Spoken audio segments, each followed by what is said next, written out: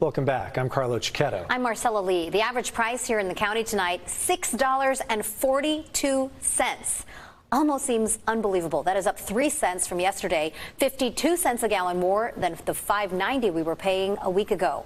We are also a penny higher than the state average of $6.41. Governor Gavin Newsom says it's because oil companies are ripping you off. But many energy experts disagree. Our political reporter Morgan Reiner joins us to explain why our prices are so high. I spoke to 5 energy experts today. 4 of them said that this is not because of greed, but rather supply and demand and California's environmental policies. The 5th one I spoke to said everyone else is wrong. My first question to everyone today, why are gas prices so high? Maybe 5 refineries that are offline, at least temporarily.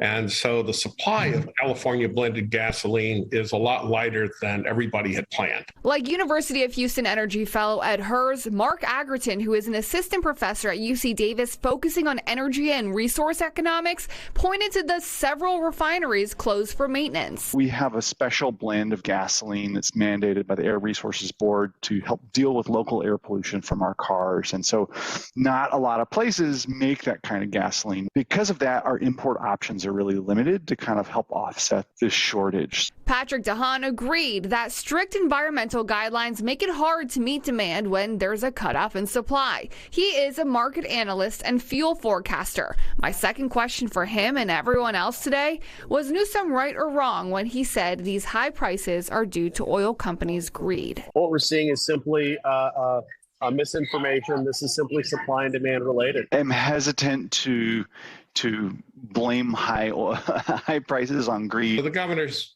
kind of playing fast and loose with the rhetoric and the facts. My next question, if supply is the issue, why not expand California refineries? Severin Bornstein is a director at the UC Berkeley Energy Institute. He said it's hard to convince businesses to invest or expand gas in California. We're at the same time telling refineries that we're actually phasing out gasoline. And we need policies to do that in a much smoother way. Jamie Court disagreed with everyone and everything. I find that just a phony argument.